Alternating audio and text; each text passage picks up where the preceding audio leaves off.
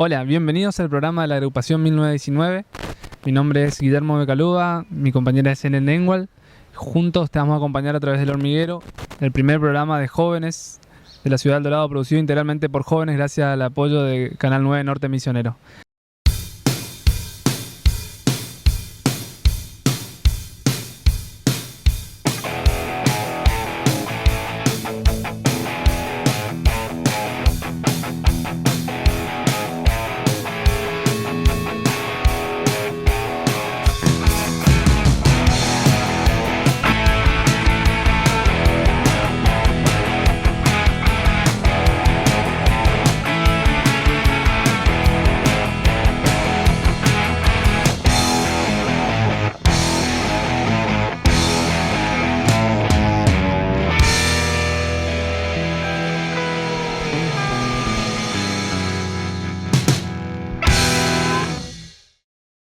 Vamos a contarle nuevamente a las personas que por ahí miran por primera vez nuestro programa de qué se trata esto del hormiguero. Le pusimos ese nombre porque pensamos que nosotros, los seres humanos, igual que las hormigas, somos animales políticos, que estamos dentro de una sociedad, nos desarrollamos dentro de ella y también tenemos relación continuamente con nuestros vecinos. Y también que, al igual que las hormigas, cuando trabajamos entre todos juntos podemos lograr grandes cosas como lo hacen ellas. Así es, Ellen. El hormiguero es un espacio para mostrar a aquellas hormigas que trabajan incansablemente día a día para generar cambios sociales, políticos, culturales y que por su trabajar diario se han convertido en referentes de otras hormigas en los diferentes sectores, ya sea en lo político, en lo social, en lo cultural. A través del programa te vamos a mostrar resúmenes de las entrevistas realizadas por chicos de la agrupación a los diferentes referentes políticos, sociales y culturales. Si querés ver las entrevistas completas, no dudes en ingresar a nuestra página web, que es www.a1919.com.ar. Por medio de este programa lo que queremos dar es un mensaje de unión, de participación a todos los jóvenes para que juntos hagamos, que nos involucremos y que nos pongamos a pensar un poco en qué queremos cambiar de nuestra sociedad y que trabajemos todos juntos para lograrlo. En el próximo bloque te vamos a comentar de qué se trata esto de la agrupación 1919. Ahora te invitamos a ver las entrevistas de los diferentes políticos, personajes sociales, culturales, para saber un poco qué es lo que piensan, en qué están trabajando y que eso nos ayuda a nosotros para poder guiarnos el día de mañana para saber qué debemos hacer y pensar los líderes del futuro. Te invitamos a que visites nuestro sitio web para saber más de nosotros, que es www.a1919.com.ar. Puedes buscarnos en las redes sociales más conocidas o también puedes acercarte personalmente a alguno de nosotros. Nuestro compañero José Luis Fuentes estuvo con el licenciado en Historia Pablo Camogli, que estuvo dando una charla aquí en la ciudad del Dorado y nos contó un poco más acerca de su vida y de sus trabajos, y esto es lo que vimos en la nota. Estamos con Pablo Camogli, profesor de Historia, licenciado en Historia, técnico superior en periodismo, muchos trabajos, ha sido premiado por tu trabajo de investigación y escritor también. Ahora estamos muy contentos de estar con vos y bueno, queremos conocerte un poquito más. ¿Cómo estás, Pablo? Bueno, muy bien, muchas gracias por invitarme y bueno, hacerme partícipe de este programa también. Buenísimo. Pablo, ¿cuándo empieza tu amor o cuándo te das cuenta que la historia era lo que te apasionaba y empezaste a profundizar en ello? Desde siempre, desde muy chico, la historia siempre me interesó mucho. Supongo que tiene que ver con mi familia. Tanto mi padre como mi madre siempre fueron muy lectores, los dos son periodistas, y en mi casa bueno, había muchos libros y siempre me inculcaron la lectura. A mi padre siempre le gustó mucho la historia argentina. Entonces, bueno, él me iba contando historias de nuestra historia. Entonces, ese acercamiento desde muy chico a la historia me fue generando una curiosidad que se fue ampliando a lo largo del tiempo. Bueno, cuando ya de adolescente empecé a leer mucho. Y también después, a partir de mi propia participación política, yo empecé a militar desde joven en el secundario.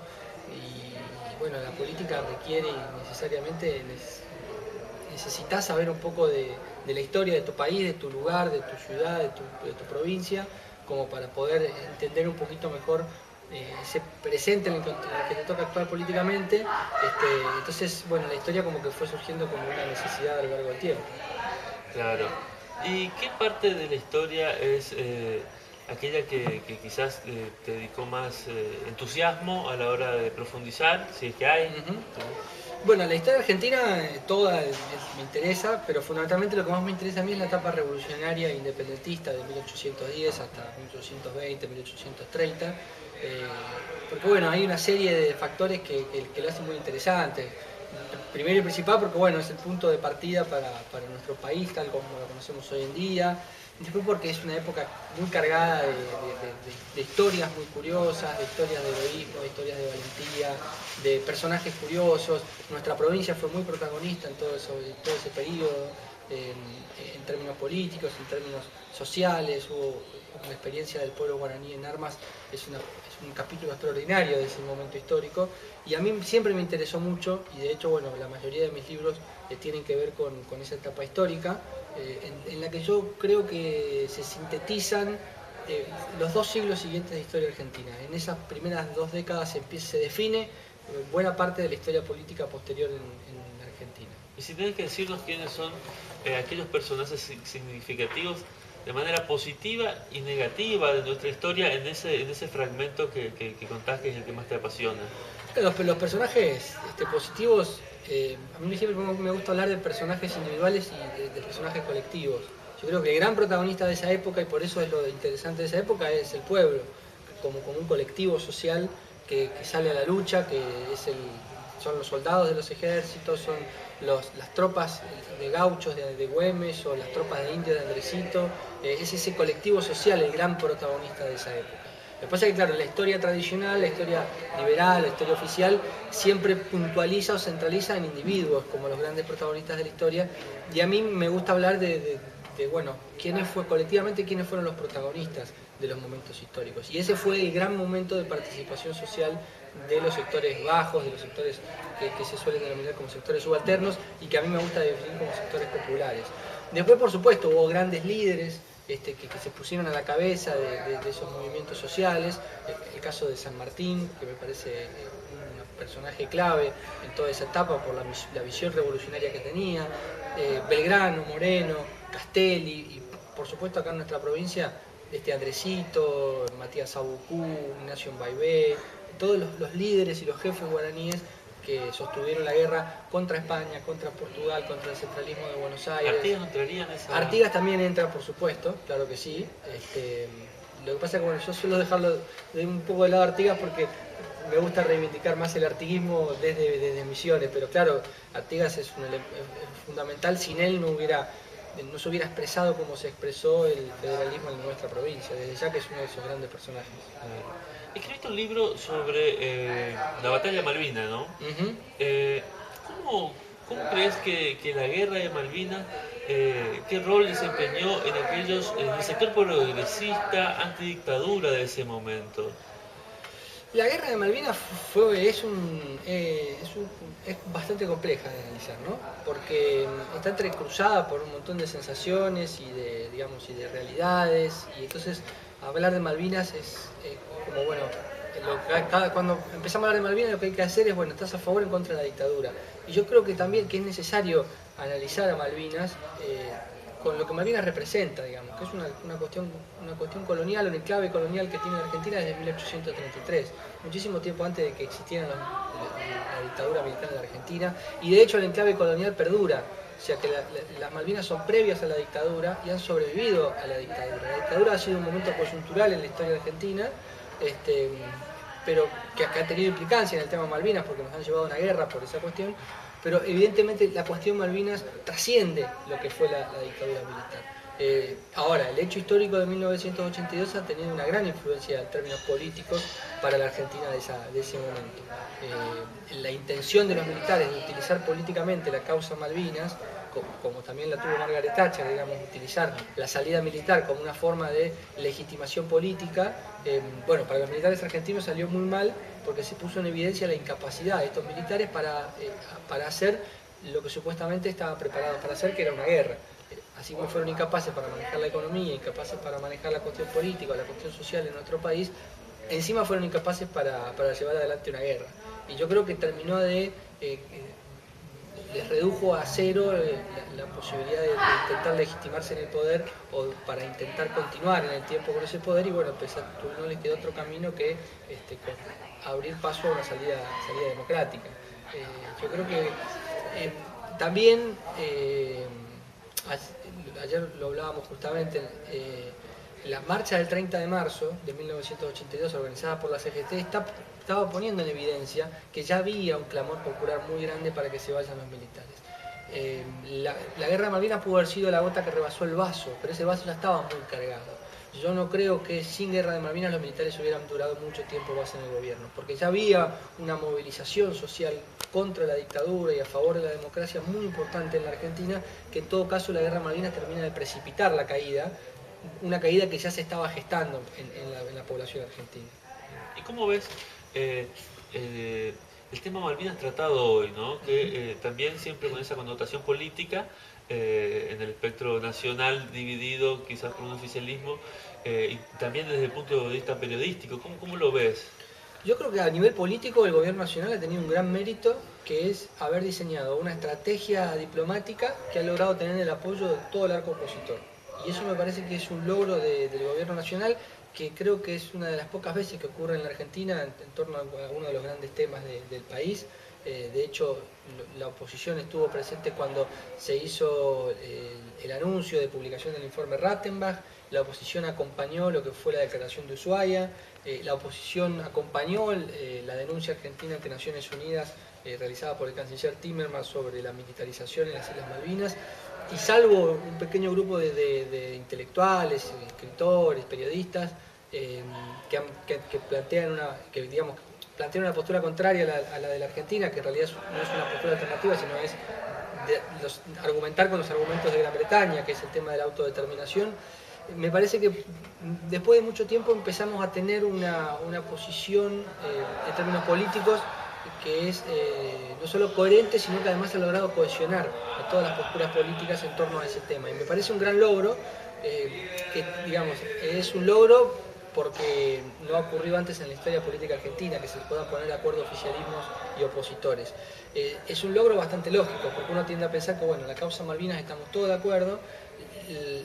La argumentación diplomática argentina no hay que buscarle mucho la vuelta, digamos, las Malvinas son argentinas por cuestiones históricas, cuestiones diplomáticas, por cercanía geográfica, entonces son argumentos que no necesitan demasiada complejidad para elaborar un discurso que sea aceptado por la mayoría de los argentinos. Entonces me parece que la lógica del gobierno en ese sentido fue acertada, decir, bueno, nosotros recuperemos lo que son los argumentos históricos de la Argentina, pero planteémoslos desde otros escenarios. Y esos otros escenarios tienen que ver con los espacios de integración regional a los que Argentina se ha insertado en los últimos 8 años, que antes no existían, como el Mercosur, la UNASUR, y a partir de ese cambio que se dio en las relaciones internacionales de la Argentina, pasamos de las relaciones carnales con el imperio, con Estados Unidos, a relaciones de solidaridad con nuestros vecinos del continente.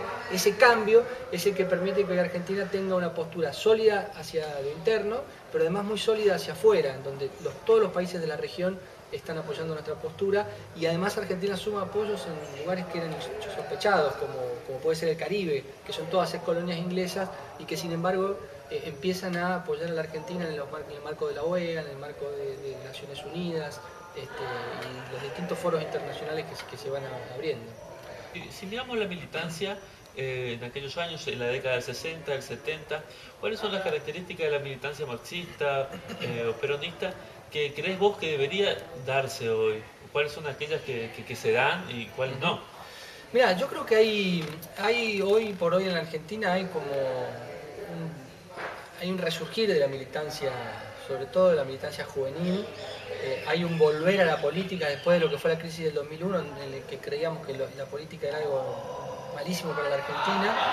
A partir del 2013 se fue recuperando un poco acercarse a la política, o entender que la política es la única herramienta que va a permitir transformar nuestra realidad. Y eso se ha transformado en militancia, en nuevas agrupaciones, en sectores de la juventud que se han acercado a la política. Y yo creo que eso es muy valioso, lo que habría digamos, cada etapa histórica tiene sus características. Pretender militar hoy en día como se militaba en los 70 me parece que es un error. O tener las mismas consignas hoy en día que se tenían en los 70 me parece que es un error. Uno tiene que actuar sobre la realidad, no quedarse en el pasado. Yo no puedo agarrar un sable corvo de caballería y querer salir a pelear como peleaba San Martín porque a mí me gusta San Martín. Yo tengo que adaptarme a la realidad política y tengo que actuar sobre esa realidad política. Sí, se puede tomar, digamos, como ejemplo de aquella época el alto grado de conciencia política que tenía aquella juventud, la formación política y la formación como uno de los objetivos políticos a alcanzar por parte de la juventud. Yo creo que ese es uno de los grandes desafíos que tienen los sectores juveniles que hoy están participando en política, de entender que con la simple voluntad no alcanza, hay que estar preparados, porque hoy nosotros emprendemos una lucha como jóvenes, con fuerza, con ganas, con las cosas que caracterizan a los jóvenes, pero en el día de mañana nosotros vamos a estar en el gobierno. Entonces el día que lleguemos a estar en el gobierno, y ojalá que así sea, tenemos que estar preparados para eso. Entonces cuando nosotros planteamos que estamos en contra de la deuda externa, tenemos que saber cuál es el origen de esa deuda externa, cómo es que evolucionó esa deuda externa, cómo se puede hacer para dejar de pagarla o pagarla de qué manera. Cuando nos quejamos por las condiciones económicas de los trabajadores, tenemos que saber cómo funcionan las leyes laborales, cómo se pueden sancionar nuevas leyes, qué ejemplos hay en el mundo. O sea, hay que trabajar la formación en términos políticos también. Y yo creo que, no sé si eso es algo que se está dando con tanta fuerza en la militancia actual. Me parece que hoy hay como un voluntarismo muy grande de la juventud de ser partícipes y protagonistas de la historia, pero como que todavía en cuanto a la formación y a la preparación no terminan de ver digamos, lo necesario que es para que esa militancia llegue a un buen puerto. ¿Cuáles crees que son los grandes aciertos de la renovación y cuáles decís que son las falencias o los déficits que tiene, si crees que tiene? Bueno, el gran acierto es haber planteado una política centrada en las necesidades de Misiones y en apuntar, a la diversificación productiva, en no quedarnos en la producción primaria exclusivamente. La apuesta por el turismo es muy importante, pero también la apuesta hacia la diversificación de la producción primaria, en el sentido, bueno, no sigamos con la hierba, el tabaco, el té, el tum, sino apostemos por otra producción que le permita al pequeño productor, al mediano productor, superar las etapas de los ciclos económicos con mayor facilidad.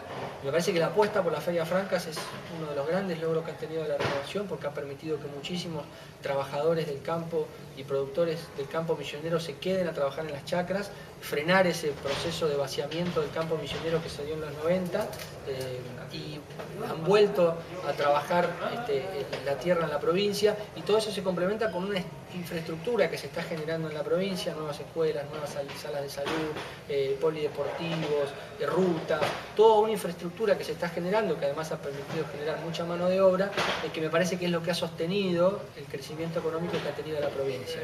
La falencia que yo le veo, bueno, varias. La principal, que me parece que no se está trabajando en llenar de contenido esa infraestructura. Hay mucha infraestructura nueva, pero no se la llena de contenido, ni contenido político, ni contenido social. Como que, bueno, se inaugura la escuela, van los funcionarios, inauguran la escuela, se van y después, bueno, queda la escuela ahí funcionando, pero no se está trabajando en la transformación del sistema educativo, no se está trabajando en la formación de los docentes, en la modificación de los planes de estudio, en modernizar todo lo que tenga que ver con el sistema educativo o el sistema de salud. Yo digo mucho eso, que le falta a la renovación llenar de contenido a toda la estructura que ha generado. Por ahí es una etapa siguiente, por ahí el gobernador o el equipo de gobierno actual no está preparado, no lo puede hacer. No lo sé, pero me parece que la etapa que viene para Misiones tiene que ser la de empezar a, bueno, toda esa estructura que hay, ponerle un valor extra. Y ese valor extra tiene que ver con el contenido que le damos, con el conocimiento que le agregamos, para que no sean simplemente escuelas nuevas, sino que sean escuelas transformadoras de la realidad. Y eso me parece que es una de las grandes falencias que tiene. Y otra falencia que le veo es que acá en la provincia todos tenemos la sensación de que, bueno, que cualquier funcionario que se manda a una macana nunca pasa nada. Nunca hay una renuncia, nunca hay un funcionario que se va, y eso me parece que es un mal mensaje a la sociedad, porque le estamos dando el mensaje de que todo es válido, y de que no importa las macanas que nos mandemos. No, si un funcionario se manda una macana se tiene que ir, y eso tiene tiene que bajar desde del gobernador para abajo, digamos, y el gobernador tendría que ser el primero en reclamarle la renuncia a ciertos funcionarios que no han cumplido bien su tarea, desde ministros hasta subsecretarios, estos funcionarios más bajos inclusive, porque es un muy mal mensaje a la sociedad decir, bueno, este funcionario estaba a cargo de tal plan, por ejemplo, Joaquín Lozada a cargo del Hambre Cero, que fue un desastre cuando lo manejó el Bienestar Social, y no pasó nada. Y Joaquín Lozada sigue siendo y quiere ser candidato a gobernador. Y me parece que es un mal mensaje a la sociedad porque le estamos diciendo que, bueno, no importa si vos haces bien o mal las cosas, lo que importa es que vos seas leal a nosotros.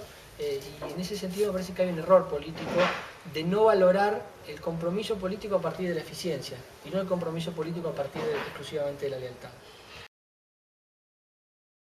La agrupación 1919 es un movimiento independiente de jóvenes comprometidos con nuestra ciudad. Es un movimiento que se inició hace mucho más de un año. Desde ese momento que venimos trabajando para poder aportar algo a nuestra ciudad, y venimos trabajando en 3 ejes principales que son la acción social, la promoción cultural y la formación política. Ahora vamos a pasar a explicarte entre los 3 puntos para que puedas entender mejor a qué nos dedicamos. Sí, como decía Ellen, trabajamos en todo lo que sea en lo referente a lo social, en la acción social. ¿Por qué? Porque consideramos fundamental conocer la realidad para poder transformarla y porque generalmente las personas que necesitan una ayuda, una asistencia social, son aquellas que no pueden esperar a que haya un cambio político o económico de tal magnitud que les cambie su vida. Necesitan ayuda ahora y nosotros lo que hacemos es brindarle ayuda y seríamos muy malos vecinos si no hiciéramos algo al respecto. La promoción cultural porque creemos en el arte, en la educación, como los motores que mueven a la sociedad y a cada persona personalmente. También porque creemos que muchos de los problemas que podamos llegar a padecer podrían encontrarse su solución en la cultura, por ejemplo, la cultura del trabajo para ser dignos, la cultura de la formación política para no ser engañados, y creemos fundamental la cultura como eje fundamental para el desarrollo de cada comunidad, ¿no? Sí, y también la formación política. Apuntamos a la formación política porque consideramos que es fundamental también generar y crear dirigentes políticos y ciudadanos conscientes de sus derechos y obligaciones y que tanto los unos como los otros comprendan de que la actividad democrática no finaliza o no se ejecuta solamente en el acto eleccionario, sino que se produce constantemente todo el tiempo, todos los días, y de que todos somos responsables de que ello así sea. Y de que también que tomemos conciencia de que todos somos responsables de que nuestro acto eleccionario valga la pena y tenga razón de ser. Por todas estas cosas que estamos hablando hace un tiempo, es que nuestra agrupación, la agrupación 1919, es una agrupación política, pero no es una agrupación partidaria. Esto lo repetimos varias veces por si alguien todavía no nos conoce o no sabe de nosotros. No dependemos de ningún partido político en especial, nadie nos paga por estar acá, no es un trabajo. Para nosotros esto es lo que funciona, creemos en esto, por eso lo hacemos. No tenemos ninguna bajada de línea de ningún lugar ni de ningún tipo. Y también algo muy importante es que todos los chicos que estamos en la agrupación somos autoconvocados y tenemos pensamientos plurales. Sí, y como dice Ellen, pertenecemos a varios partidos políticos o a ninguno de ellos. Tenemos diferentes ideas, diferentes convicciones, pero como siempre decimos con los chicos, nos ponemos de acuerdo en algo que es fundamental, en charlar, en debatir nuestras opiniones y sin ponernos a discutir sobre nuestras disidencias, trabajar con nuestras coincidencias para poder lograr cambios en la comunidad. El virtuoso y el profano, reyes y pueblos enteros, niños y moribundos, no hay criminal que no lo haya derramado. Los que sufren, los que esperan, los valientes y los imbéciles, los que luchan contra molinos de vientos y los que mienten para gobernar. Una lágrima es una súplica, una voz silenciosa de impotencia, una risa que abraza sin consumir, un despertar solos cada mañana, un amanecer de sexo y vino tinto. Una lágrima atesora pasiones, un planeta imperfecto pero piadoso, una galaxia entera de nuevas sensaciones, Ella te devuelve la razón cuando más lo necesitas, y sueños náufragos vuelven como el viento a besar tu frente y saciar tu interior. Te devuelve intactas la voluntad, la utopía y las ansias de vivir. ¿Te gustó esto? Una lágrima. Maravilloso, bro. Un gran poema. Y bueno, volviendo un poco a tus obras, ¿no? A tus obras en general, digamos, especialmente a la poética, estudiándola un poco a fondo, ¿no? Llegué a una conclusión y quisiera saber si compartís mi concepto. Yo encontraba en tu poesía, digamos, una poesía de tipo conceptual. Y te voy a explicar por qué. Primero, porque aborda determinados temas, ¿no? Como son las problemáticas ambientales, ecologistas, lo que atañe a la expropiación de tierras por partes de extranjeros. ¿Sí? Bueno, y es una poesía punzante la tuya, de una forma visceral, muy cárnica se puede decir. Tal vez donde no abundan, digamos, la grandilocuencia de los estilos como el barroco, de estilos que han quedado un poco en el tiempo, ¿no? No trato de buscar mucho la belleza. Quizás sí se vaya encontrando algún tipo de belleza en el ritmo, en la cadencia. Viste que rima no hay, o sea, trato de dispararle en la rima. Pero sí, trato de ser más directo en esto de...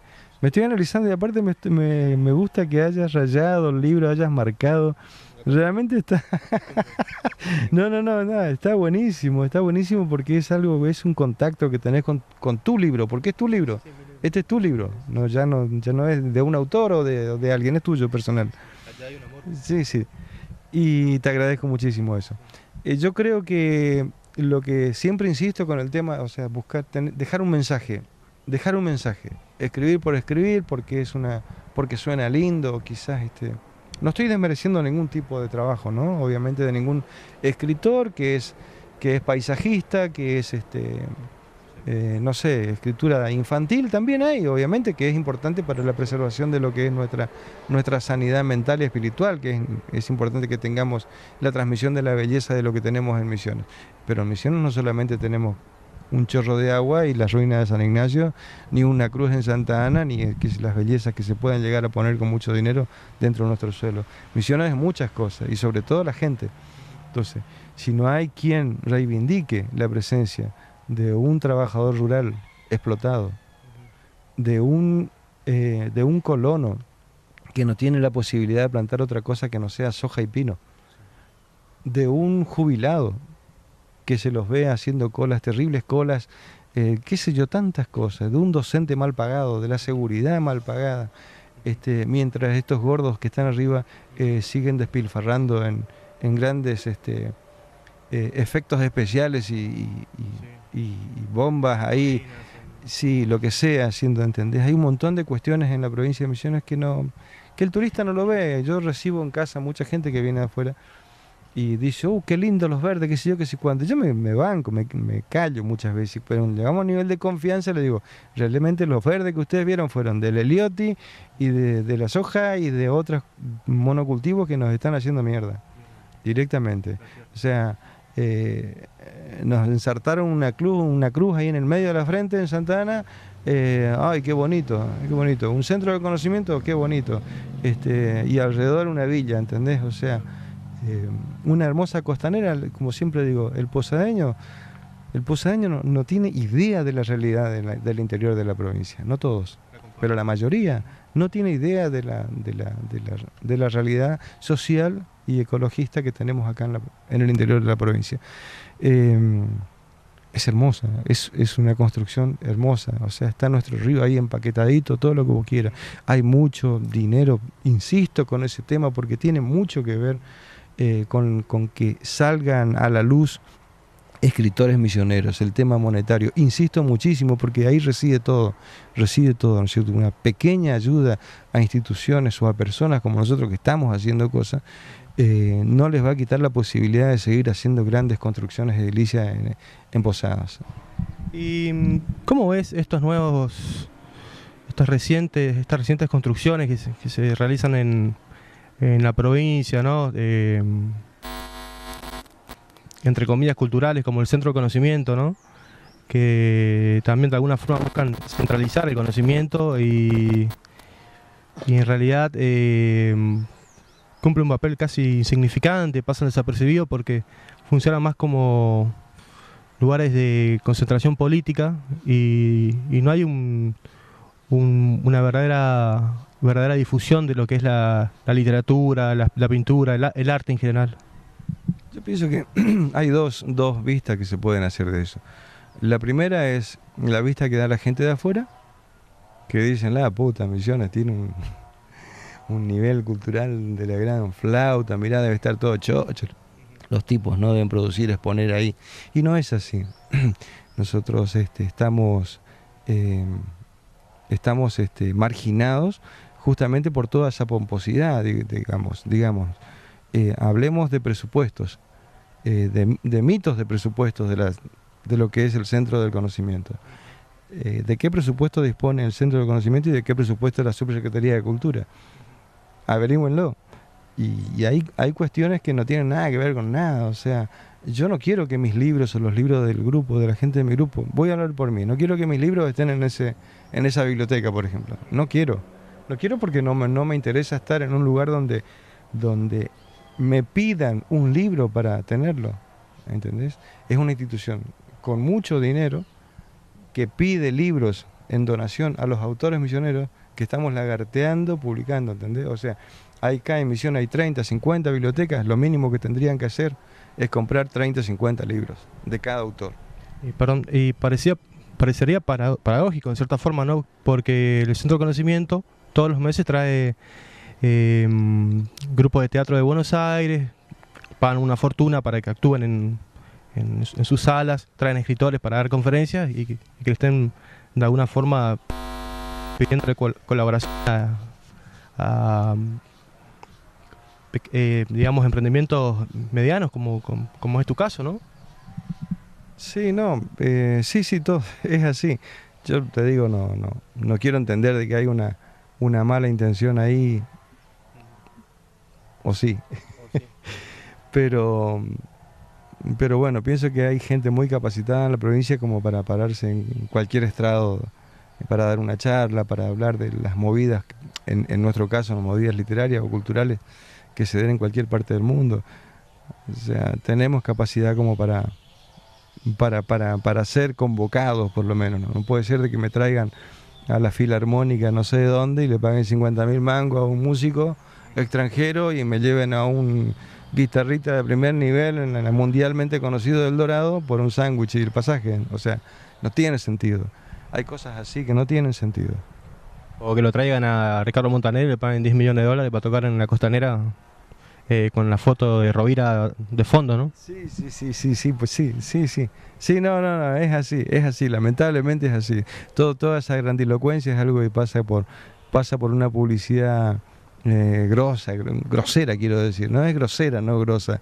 Y realmente hay gente que se la come, la mayor cantidad de las personas la comen. Por eso es que se vota, cada vez que se vota, pesan todo ese tipo de cositas y no son pavadas, son cosas que no son erogaciones, ponerle de capital que evitan que los que realmente estamos haciendo por la cultura algo no tengamos ese apoyo económico.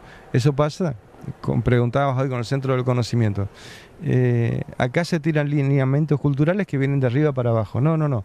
El Centro del Conocimiento tiene que salir y mandar gente que vea lo de abajo, lo de la periferia, que se lleve lo que está haciendo el pueblo hacia un centro, ¿entendés? No pueden tirarte línea de qué tipo de poesía leer, de qué tipo de poesía escribir, de qué tipo de música producir, o qué tipo de pintura se puede... No, todo vale. Así sea una crítica, todo vale, porque eso hace, en un todo hace que nos vayamos evolucionando y que vayamos creciendo y creyendo que los que nosotros elegimos como nuestros representantes políticos son personas abiertas, ¿no es cierto?, a un mundo mejor. Acá tengo un poema que seleccioné para que me gustaría que lo leas porque quisiera hacerte una pregunta. A ver. Mucho de Dios. Sí. Sí, soy un creyente de ese Dios que vive en cada uno de nosotros, ¿no? O sea, más de un religioso me dijo que soy satánico porque digo que nosotros somos Dios. Dios pensamiento, Dios totalitario, Dios de la luz, Dios hombre, Dios mujer, Dios engendrado, Dios muerte, Dios siempre, Dios animal, Dios mineral. Dios mineral. Pensamiento de Dios, absoluto Dios, la luz de Dios, mujer Dios, engendro de Dios, muerte de Dios, siempre Dios, animal de Dios, mineral, petróleo, quieto, esquivo Dios, hombre Dios, Dios hombre, Dios dinero, cereal, petróleo, agua, Dios crepúsculo nuclear. ¿Qué es el fin, no? El Dios crepúsculo nuclear, que también debe andar creciendo ahí en el entorno de lo que son las cuestiones bélicas. Y sí, tiene que ver con esa idea, el concepto de pensar de que todos somos parte de un gran organismo, todos somos Dios. Acá faltás vos, falta él, falta un gato, un perro, hay algo que ya no va a funcionar de la misma manera. Ese es mi concepto de Dios. Y si me arrodillo va a ser para pedir perdón a otro hombre, no a una institución. Quisiera hablar un poco de Malvinas, porque vi un poema por ahí que hace una alusión a los soldados caídos. Lo tengo marcado. En un claro levanto la vista, veo a los astros que transpiran y tiemblan, o solo se están burlando de mi suerte, patria. Hasta Dios tiene otro aspecto, es una medalla, una foto, un tatuaje. El dolor duele más y no existe el silencio. Pensar y ser llama a la muerte. Aún la agonía de un amigo en nada se asemeja al desconcierto que se siente durante una noche de patrulla. Por las noches, los combates son actos de cobardía, aún así no existe pena ni castigo para aquel ángel demente por efecto del alcohol y estúpido de poder. Una clara alusión a Altieri, ¿no? Sí, realmente. Yo no estuve en otra guerra que no haya sido la que nosotros diariamente vivimos en nuestra realidad social, ¿no es cierto? Hice la conscripción, hice la colimba. Sé cómo manejar un arma, sé el daño que hace un proyectil de grueso calibre, lo que puede perforar, lo que puede hacer, la destrucción que puede ocasionar una bomba. O sea, todo eso entró en mi cabeza cuando pasaba lo de Malvinas, ¿no? O sea, no solamente Malvinas, sino el tema Bigle también. Y un caso que a mucha gente así de mi generación sigue afectando. Si bien no participé de esa guerra, tuve mucho miedo por un montón de cuestiones, ¿no? Una cuestión de física personal, no, sino por otras cuestiones, tanta gente muriéndose, ¿no es cierto? Son cosas muy, muy jodidas realmente, ¿no? Espero que estas gestiones que está haciendo nuestra presidenta ahora realmente ponga todos los huevos que dice que tiene, que me expreso mal, que todos los huevos que ella hace ver que tiene, los ponga en estas mesas de negociaciones realmente y se llega a una conclusión, ya que se llega a que las Malvinas terminen siendo nuestras, ¿no? O sea, dentro de ese universo de cosas que tiene que hacer, obviamente, ¿no? Ojalá que nos vaya bien en eso, porque para mí en lo personal es como una materia pendiente Malvinas, y es muy necesario que cada una de las generaciones sepa de que así como nosotros, justamente los misioneros, que estamos rodeados por un país como Paraguay y el imperio lusitano, Brasil, estamos muy cerca de tener un futuro idéntico al de Malvinas. O sea que esas cuestiones son las que tenemos que pensar sin analizar demasiado. O sea, si nosotros estamos bajo ese mismo riesgo, no es tan lejano los ejemplos que nosotros podamos meternos en la cabeza, ¿no? Nuestra ciudad es como el hormiguero de la casa de las hormigas, es nuestra casa. Debemos cuidarla y sería muy triste que no podamos trabajar entre todos juntos, jóvenes o no, para poder construir la ciudad que soñamos, la ciudad que queremos. Esto que hacemos, este programa humilde, aunque por ahí tenemos algunos errores, lo hacemos para que sea una invitación al cambio. Te invitamos a sumarte a nuestra agrupación, a participar activamente con nosotros para poder construir desde cero un nuevo hormiguero, una nueva ciudad. Así es, Helen. Es como vos decís, por ahí con algunos errores, unos que otros por ahí, pero como siempre decimos también con todos los chicos de la agrupación, preferimos hacer algo antes que no hacer nada. O sea, preferimos equivocarnos haciendo que no equivocarnos no haciendo.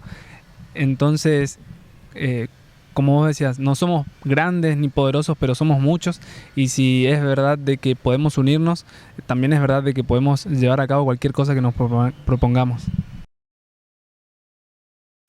La siguiente entrevista te vamos a presentar a la doctora María Elena Martín. Ella es doctora en Ciencias Políticas, es profesora de la Universidad de Misiones, de la Universidad Católica de Santa Fe. En esta nota, que fue realizada por nuestra compañera, la doctora Leticia Radke, nos cuenta sobre sus inicios, sobre su historia, y también va un agradecimiento importante para María Elena porque siempre colabora con nosotros, con la agrupación, está siempre presente dándonos una mano. Después unas preguntas como para que nos des una pequeña clase, sabiendo que sos docente, para que todos, digamos, aprendamos de tus conceptos básicos.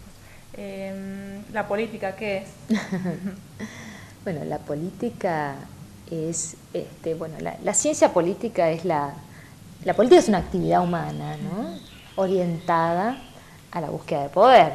Y la ciencia política es precisamente eso, la ciencia que estudia el poder y cómo se toman las decisiones colectivas, donde reside el centro de decisiones que comprometan efectivamente al conjunto de una sociedad. La política es una actividad humana noble que nace como una necesidad de la vida en sociedad. De acuerdo a cómo la pensaron los primeros filósofos políticos, los griegos en el siglo IV a.C., la pensaron como una actividad que tienda al bien común. Existe la posibilidad de pensarse en función del crecimiento colectivo. Ciertamente el desarrollo histórico no ha sido muy consecuente con esta primera idea, o por lo menos con el deber ser más focalizado desde la filosofía política. Cuando uno estudia la realidad política ha visto otras cosas, ha visto que lo que ha predominado en general es la búsqueda del bienestar individual de quienes han accedido a ejercer el poder político en distintos momentos históricos en el mundo. ¿Y qué es lo que falló en este proceso para que esto se vaya...? Bueno, tiene que ver con varias cuestiones. Una cuestión, es cuando vos... porque la política no está ausente, no es solamente en el marco de una democracia. La política se ha, llevado adelante, los gobiernos ha habido autoritarios, totalitarios y democráticos, imperiales, monárquicos, es decir, en la medida en que la sociedad estaba absolutamente ausente de la toma de decisiones y de la posibilidad de elegir a quienes la gobernaban, desde el mundo feudal, luego las monarquías absolutas, las etapas imperiales, etcétera, etcétera, había mucho menos posibilidad de que esa política tuviera una tendencia hacia el bien común. En la medida en que a partir de la Revolución Francesa en adelante se ha recuperado la idea de igualdad, es decir, esa idea de igualdad que estuvo como un germen en la antigüedad, una igualdad parcial, pero una igualdad al fin, empieza a construirse otra posibilidad. La idea de igualdad para mí es la idea más revolucionaria de toda la historia. La idea que es el valor que motoriza el mundo, el que uno puede, más que la idea de bien común, que parece una más abstracta. Las sociedades que se organizan en torno a la idea de igualdad van buscando la manera de incluir a los sectores que quedan afuera, ¿no? De hecho, en realidad, lo que ha pasado es que los sectores que han ido quedando afuera de la primera idea de igualdad en la Revolución Francesa se han tenido que ir organizando para acceder a ese mundo. Claro, pero no es lo mismo decir tratar a todos iguales que como iguales, ahí hay una gran diferencia, dicotomía de cómo analizar la igualdad, digamos, Ciertamente, ¿no? La igualdad es el ejercicio efectivo de los derechos por parte del conjunto. Y ciertamente la idea de igualdad que se instala con la Revolución Francesa no es una idea de igualdad para todos. El ciudadano es el varón burgués, blanco y propietario. Los trabajadores y las mujeres hemos tenido que organizarnos, y las minorías étnicas ni hablar, para poder llegar a acceder a los derechos políticos, civiles y más adelante en el siglo XX los sociales. Entonces, esto ha sido un proceso, la búsqueda de la igualdad ha sido un proceso, pero ha sido un proceso organizador muy interesante, porque además la idea de igualdad que nace en esta época nace de la mano de la Ilustración, que justamente al romper con la idea estamental que tenían las monarquías absolutas hasta ese momento, instala la idea del mérito. Y la idea del mérito, para acceder a los espacios, implica la idea del esfuerzo y el premio al esfuerzo. Entonces, esto también ha sido un motor, junto a la búsqueda de ampliar la idea de igualdad, ha sido un motor muy importante para la construcción del mundo occidental durante los siglos XIX y XX. Y ahora otra pregunta, así conceptualización, digamos, la democracia, ¿qué es? Y la democracia es básicamente una forma de gobierno, los griegos la han definido, es el gobierno del pueblo. Quizás esto quede como algo bastante poco claro para el común de la gente. Hace unos años atrás, una década atrás, José Nun escribió un libro que se llama Democracia, ¿gobierno del pueblo o de los políticos? Y casi que uno se inclinaría a pensar lo segundo, ¿no? A juzgar por las cosas que ha visto en la práctica. La democracia, básicamente, para definirla claramente, es una forma de gobierno que exige que los gobernantes accedan a sus cargos a través de elecciones. A través de elecciones y por un mandato fijado por un tiempo determinado, que en Argentina es de 4 años, en otros países es de 5, de 6, puede llegar a ser más o menos, pero básicamente que tenga esos dos requisitos, periodicidad de los mandatos y elección.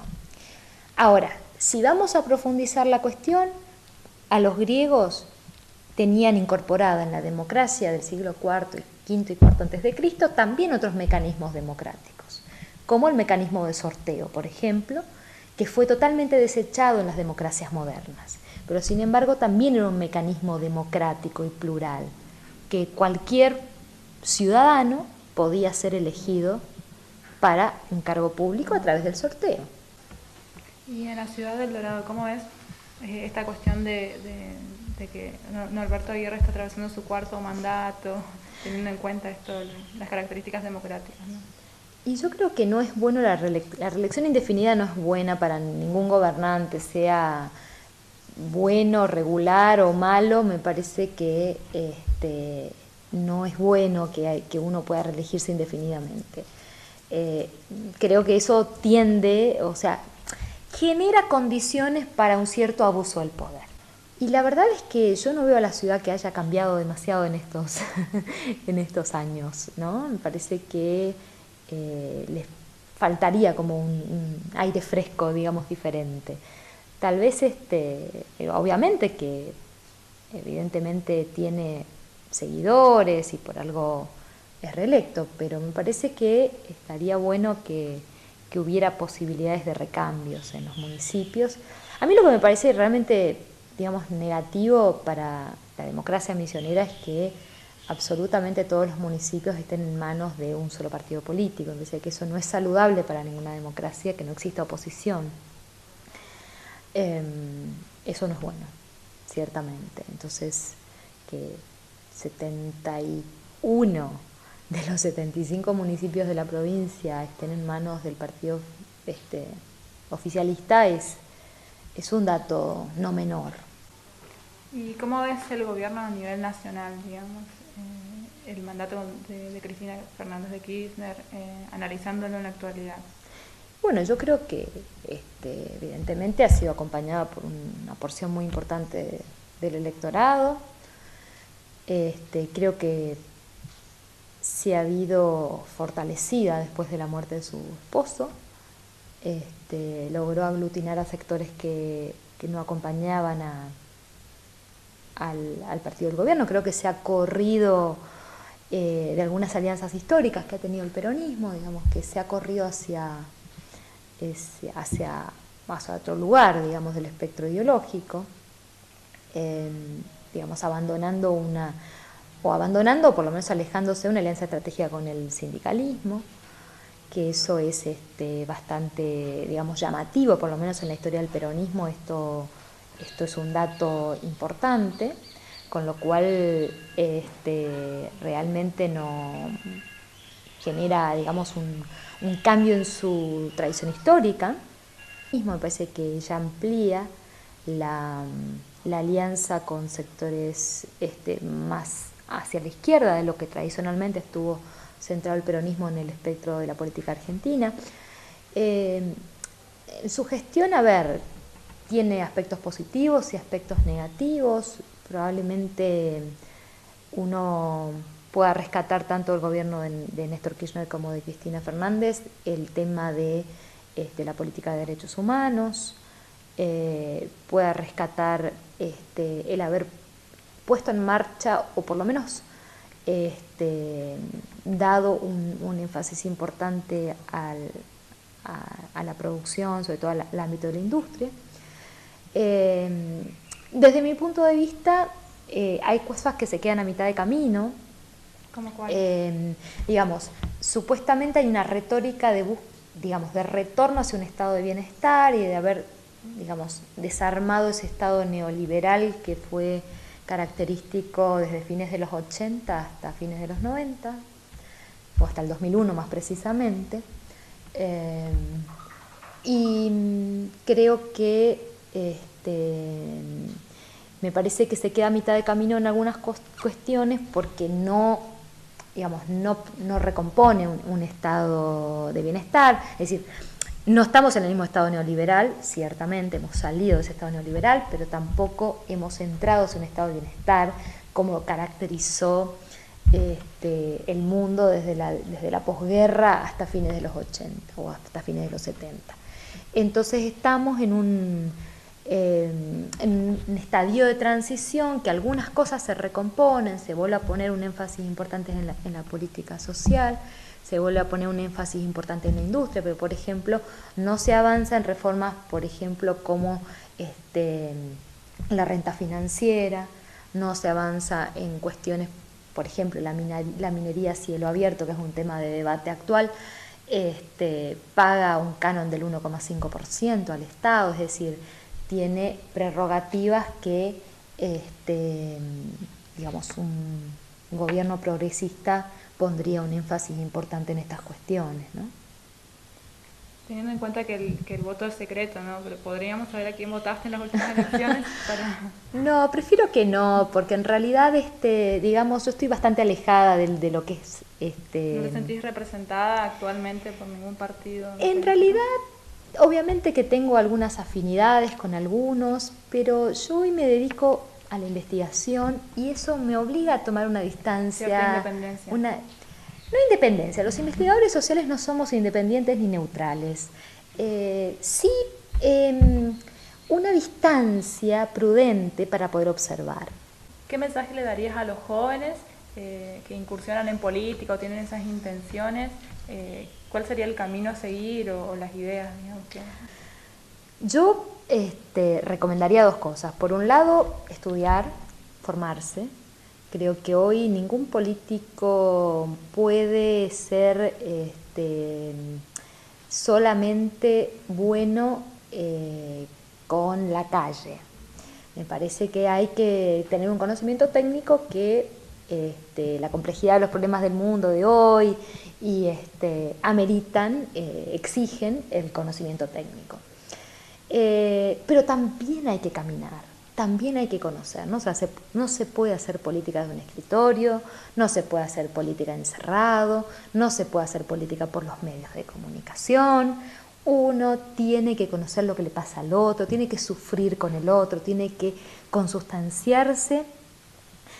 Uno no puede hacer política con las estadísticas, solamente mirando las estadísticas y creer que entonces estamos mejor y que no hay nada más que hacer, que hay que seguir un camino. Es decir, cuando uno no sufre con el otro, cuando uno no sabe lo que es tener hambre, cuando uno no sabe lo que es, digamos, pasar por una situación difícil, difícilmente pueda ponerse en el lugar del otro. Dahl decía que, un importante politólogo norteamericano, decía que si uno no está implicado, que es muy difícil que los intereses de uno estén implicados en los intereses de otros si el otro no entiende desde dónde vengo.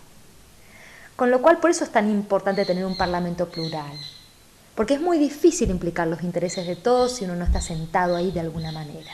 Y el otro camino es volver a construir espacios colectivos. Me parece que es un camino más largo, ¿no? Pero es un camino que me parece que a la larga tiene sus frutos. Me parece que lo que hay que salir es de la lógica individualista que se ha instaurado y que hay que cultivar los viejos valores. Yo creo que no hay nada que inventar en esto. Me parece que la ética de la solidaridad, la ética de la construcción colectiva, del respeto al otro. Una democracia no se puede dar sin respeto al otro. Si nosotros buscamos profundizar una democracia y transformarla en lo que algunos piensan, en una democracia participativa, que parece muy ambicioso, pero en algunos países forma parte de los objetivos de varios líderes políticos, me parece que eso necesita necesariamente una nueva cultura. Y una nueva cultura de respeto al otro, de respeto al que piensa diferente, de una posibilidad de pensar que con el otro puedo hacer algo, puedo encontrar algún punto en común. No hace falta coincidir en todo, pero coincidir en las cuestiones básicas sí. Eso es lo que nos permite crecer para adelante. Gracias por ver nuestro programa. Ahora te invitamos a que participes activamente de la agrupación, que te sumes, no dudes en acercarte a alguno de nosotros y actívate. Aquí llegaron las hormigas, vamos conquistando tierras enemigas, invisibles, silenciosas y simultáneas. Toda la invasión es subterránea, sin disparar al aire, sin tirar misiles, sin tener que matar gente, usando proyectiles. La guerra la peleamos sin usar fusiles, de bloque en bloque como los albañiles. Han tratado de pararnos un par de vaqueros, pero ya está construido el hormiguero. Somos muchos hermanos con muchos primos, la familia es grande porque nos reproducimos.